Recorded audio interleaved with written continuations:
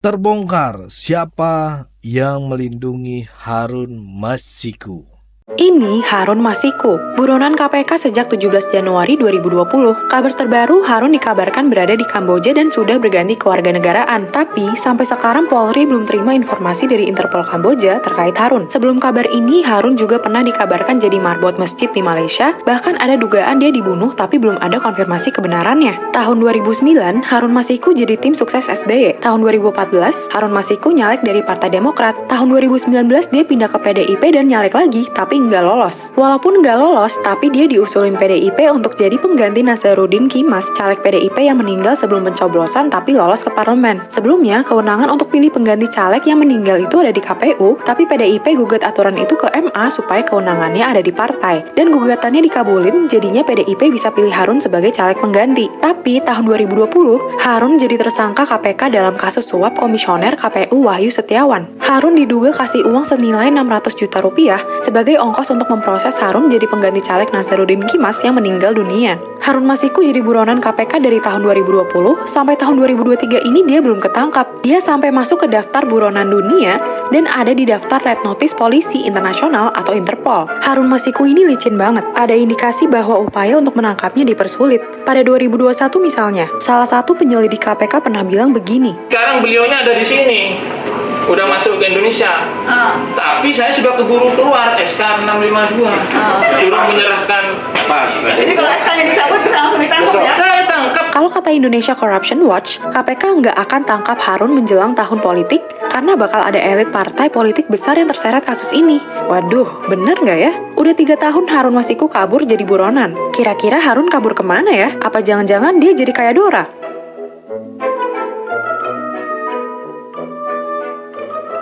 Kalau dia ditangkap, saya hitung apa namanya si itu siapa yang gara-gara kamu mau ditangkap nih, siapa namanya itu Harun Masiku itu tahun 2019.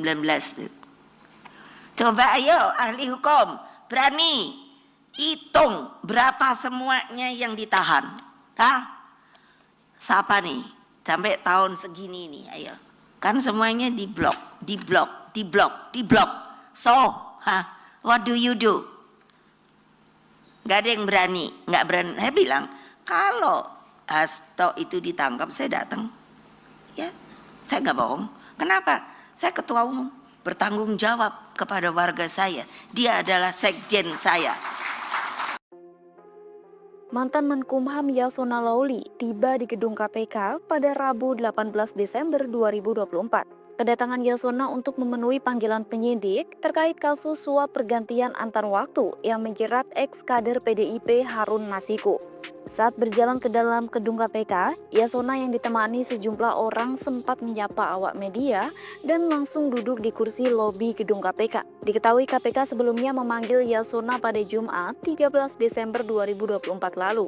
Namun pada waktu tersebut ia berhalangan hadir dengan alasan ada kegiatan yang tidak bisa ditinggalkan. Selamat siang teman-teman, di depan gedung Merah Putih KPK saat ini terjadi unjuk rasa yang diikuti sekitar 330 pengunjuk rasa dari pengurus pusat atau PPI Persis Himpunan Mahasiswa Persatuan Islam. Dapat saya tunjukkan di belakang saya saat ini pemirsa, ratusan pengunjuk rasa hadir atau berunjuk rasa di depan gedung Merah Putih KPK untuk menyerukan agar pimpinan KPK yang baru dapat menyelesaikan masalah-masalah lama. Salah satunya adalah kasus Harun Masiku yang saat ini masih menjadi buronan. Bersamaan dengan demo ini, saat ini mantan Menkumham yaitu Yasona Lawli juga tengah diperiksa oleh KPK terkait dengan kasus Harun Masiku yang sampai saat ini tengah buronan. Di mana atribut-atribut yang dibawa oleh para pengunjuk rasa pun juga menjelaskan keinginan mereka menuntut agar pihak KPK segera menangkap Harun Masiku yang saat ini masih buron. Halo teman-teman, pernah dengar nama Harun Masiku? Nama ini pasti bikin banyak orang geleng-geleng kepala teman-teman.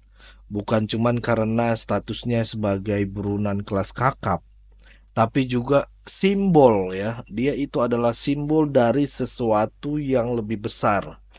korupsi yang dilindungi oleh kekuasaan. Ya, video ini kita akan bakal bahas tuntas teman-teman. Kenapa kasus ini penting banget teman-teman? Bukan cuman buat hukum, tapi juga buat masa depan kita sebagai bangsa. Jadi siap, yuk kita mulai.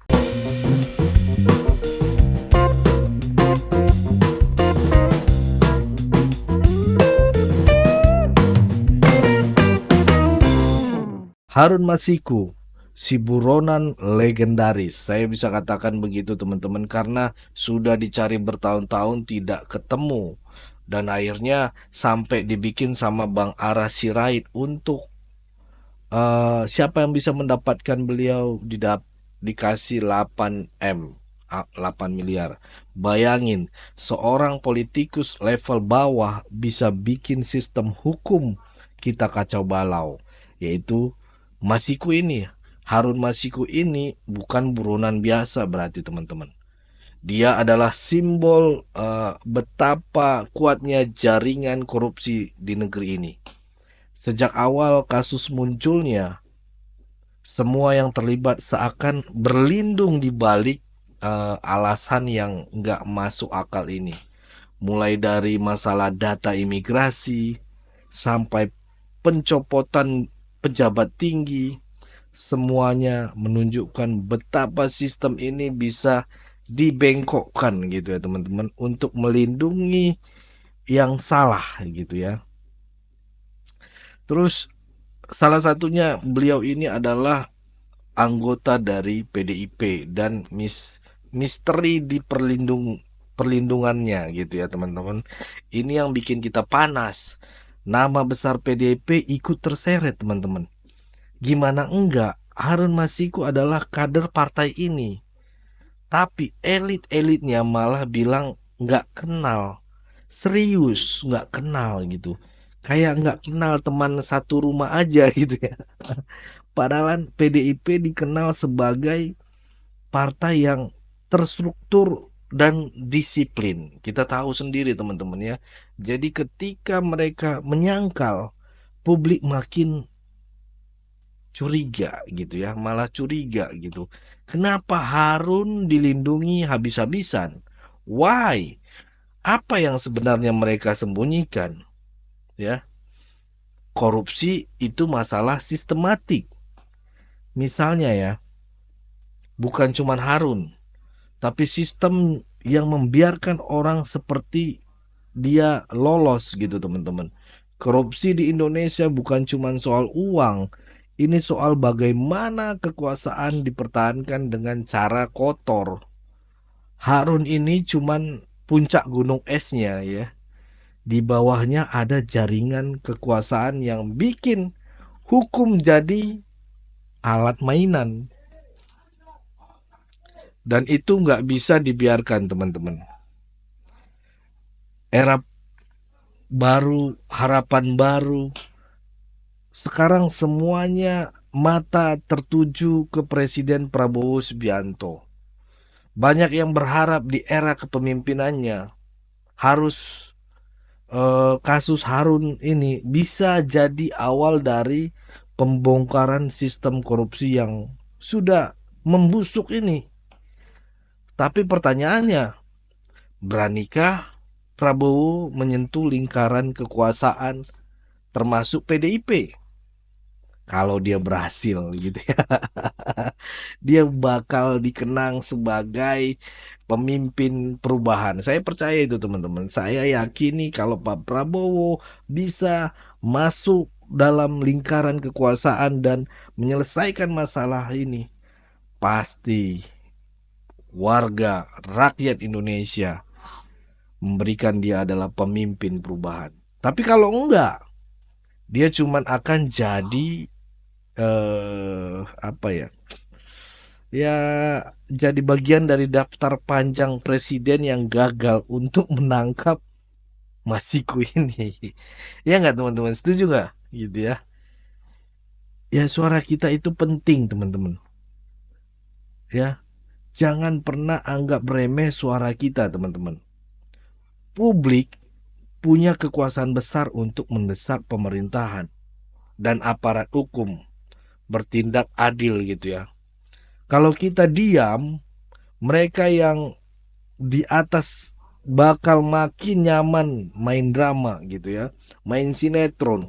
Jadi terus harus kita bersuara, kita suarakan rakyat jelata ini. Jangan biarkan kasus ini tenggelam, teman-teman. Kemarin Bang Ara sudah membuat audisi untuk siapa yang bisa menemukan beliau. Ini dapat 8M saya kasih cash gitu ya. Cash gak main-main gitu ya.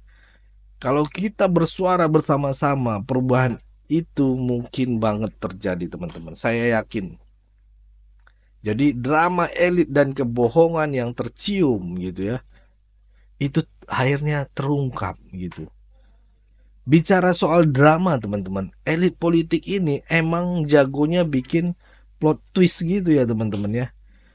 Mereka bisa sibuk menutupi fakta dengan narasi yang gak masuk akal. Tapi semakin mereka mencoba, semakin bau kebohongan itu tercium. Publik udah makin cerdas, teman-teman. Kita tahu ya, mana fakta, mana alasan yang dibuat-buat. Harun Masiku simbol luka besar.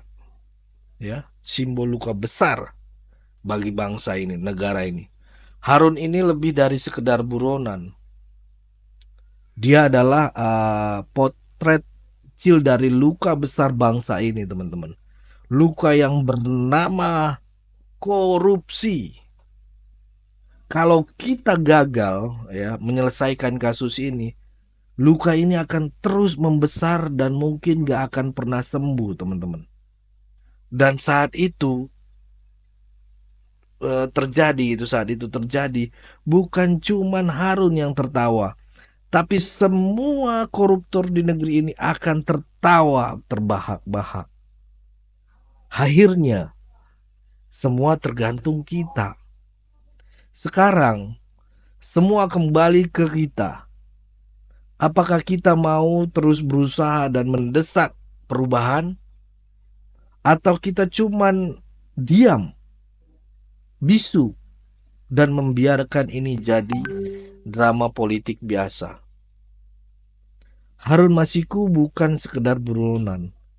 Dia adalah simbol dari perjuangan kita untuk melawan korupsi. Kalau kita menyerah sekarang, artinya berarti kita ikut membiarkan sistem ini tetap membusuk. Gitu ya, teman-teman.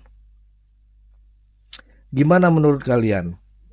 Apakah kasus Masiku ini bisa jadi awal perubahan besar, atau cuman jadi cerita lama yang terlupakan?